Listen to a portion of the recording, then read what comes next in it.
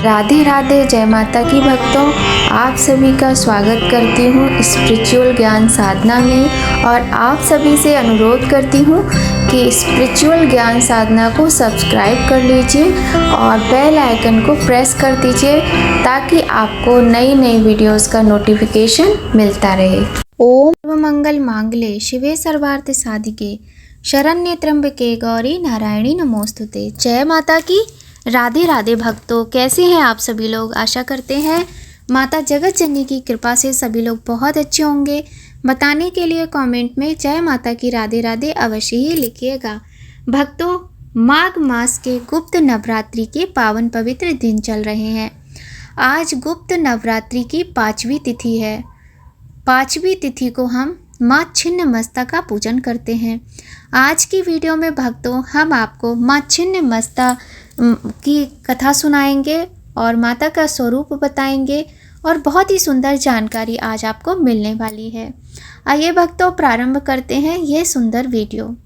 अपने जीवन में प्राणी 2-3 चीज़ों से परेशान रहता है।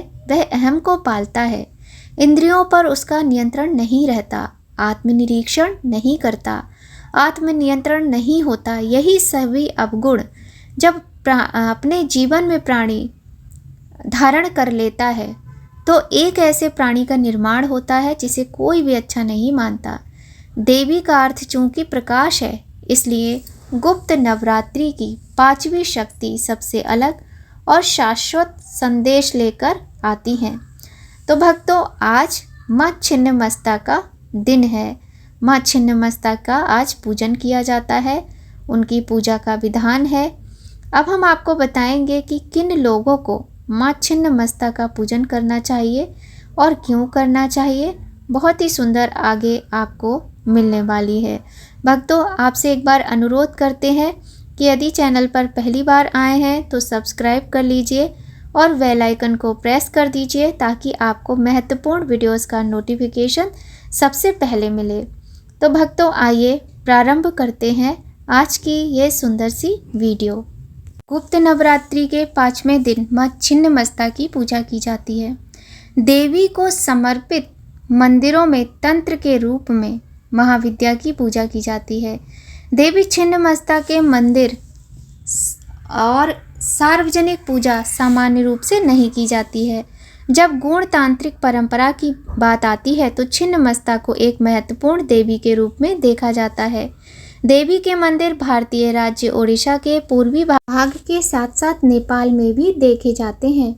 हिंदू धर्म के देवी केंद्रित संप्रदाय शक्तिवाद के कलकुत्ता संप्रदाय में देवी की पूजा की जाती है।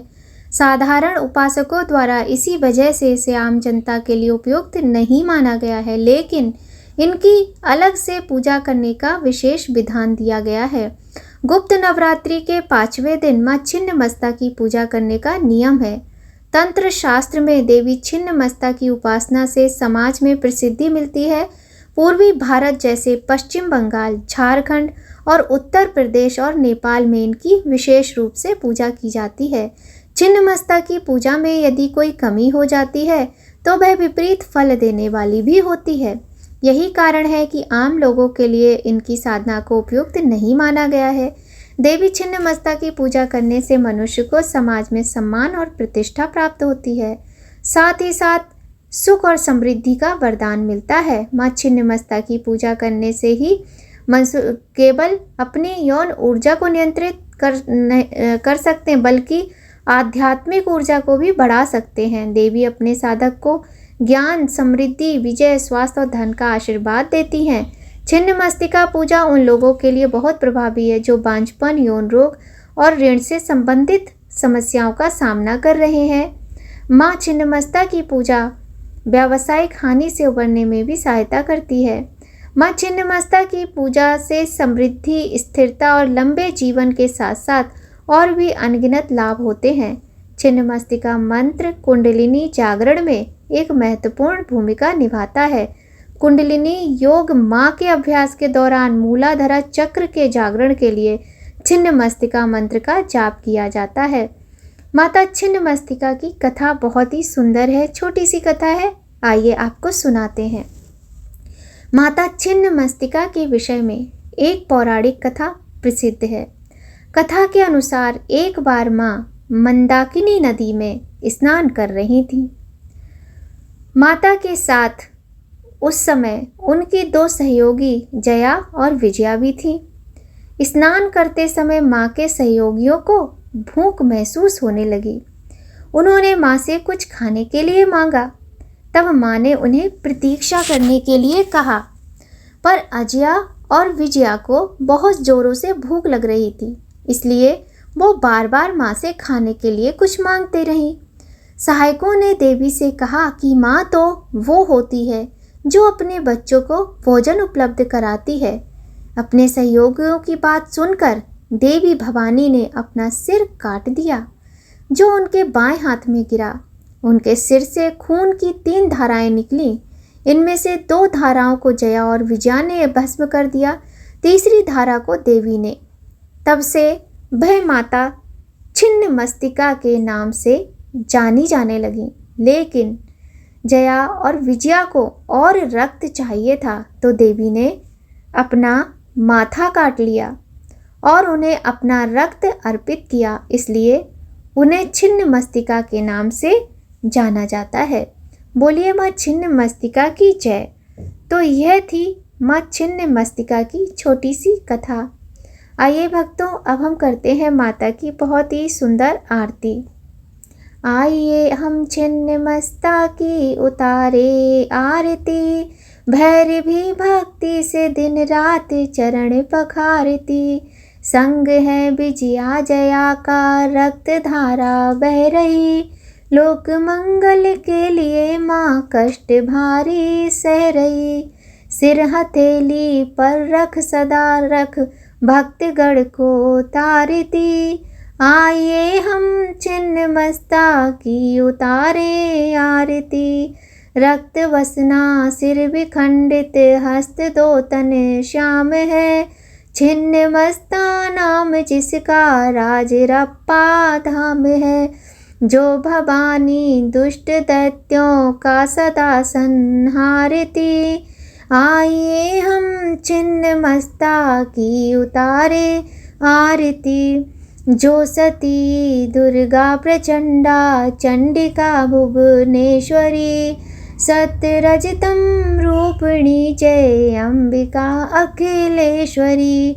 जो कराली कालिका है और कमला भारती, आइए हम छिन्न मस्ता की उतारे आरती। आइए माँ की शरण में और माथा टेकिए, दीनता दारिद्र दुख को दूर वन में फेंकिए। भक्त के कल्याण में जननी कहाँ कब हारती, आइए हम छिन्न मस्ता की उतारे आरती।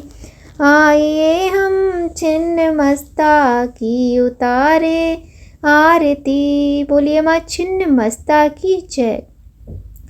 भक्तों, बहुत ही सुंदर कथा और आरती सुनी हमने आज की वीडियो में। जो भी हमारी महाविद्याएं होती हैं, गृहस्थ लोगों को, आम जनता को, आम लोगों को इनकी साधना आराधना करने की मनाही होती है, किंतु जो 9 देवियां हैं हमारी, जो माँ दुर्गा, माँ गौरी का स्वरूप हैं, उनकी पूजा आप सदैव कर सकते हैं। प्रत्येक गृहस्थ, प्रत्येक व्यक्ति उनकी पूजा अर्चना कर सकता है और श्री दुर्गा सप्तशती जी के पाठ को करके माँ की कृपा प्राप्त की जा सकती है। माता के बहुत ही सुंदर सुंदर मंत्र हैं, उन मंत्रों का उच्चारण करके, मंत्रों का जाप करके माता की कृपा प्राप्त की जाती है। और वैसे भी महाभागवत के अनुसार महाकाली ही मुख्य हैं। उन्हीं के उग्र और सौम्य 2 रूपों में अनेक रूप धारण करने वाली 10 महाविद्याएं हैं। कलयुग में कल्प वृक्ष के समान शीघ्र फलदायी एवं साधक की समस्त मनोकामनाएं पूर्ण करने में सहायक हैं। शक्ति साधना के 2 पीठों में काली की उपासना श्यामा पीठ पर करने योग्य है। वैसे तो किसी भी रूप में उन महामाया की उपासना फल देने वाली है, परंतु सिद्धि के लिए उनकी उपासना वीर भाव से की जाती है। देवी के 10 रूपों में माता को काली, तारा, षोडशी, भुवनेश्वरी, छिन्नमस्ता, भैरवी, धूमावती, बगलामुखी, मातंगी और कमला का वर्णन तोडल तंत्र में किया गया है। शक्ति के ये रूप संसार के सृजन का सार है। इन शक्तियों की उपासना मनोकामनाओं की पूर्ति, सिद्धि प्राप्त करने के लिए की जाती है। देवताओं के मंत्रों को मंत्र और देवियों के मंत्रों को विद्या कहा जाता है। इन मंत्रों का सटीक उच्चारण अति आवश्यक है। ये 10 महाविद्याएं भक्तों का भय निवारण करती हैं। जो साधक इन विद्याओं की उपासना करता है उसे धर्म, अर्थ, काम और मोक्ष की प्राप्ति होती है। भक्तों, इन 10 महाविद्याओं की उपासना सभी के लिए संभव नहीं है और ना ही करनी चाहिए, क्योंकि इनमें नियमों का पालन करना अनिवार्य होता है और जहाँ नियम खंडित होता है वहीं इसका विपरीत प्रभाव होता है। किंतु 9 देवी के 9 रूपों की उपासना पूजा करने से हमें माँ की असीम कृपा प्राप्त होती है। तो माता को प्रतिदिन प्रणाम करें और दुर्गा माँ के 9 स्वरूपों की पूजा अर्चना करें। श्री दुर्गा सप्तशती का पाठ करें, माँ को भोग लगाएं, माता को श्रृंगार की सामग्री अर्पित करें और माता के मंत्रों का जाप करें, किंतु उच्चारण आपका एकदम सटीक और शुद्ध होना चाहिए। तो भक्तों, आज की वीडियो में बस इतना ही। बहुत जल्द फिर आपसे मिलते हैं नई कहानी, नई जानकारी, नए वीडियो के साथ। तब तक सभी लोग खुश रहिए, स्वस्थ रहिए। जय माता की। राधे राधे भक्तों।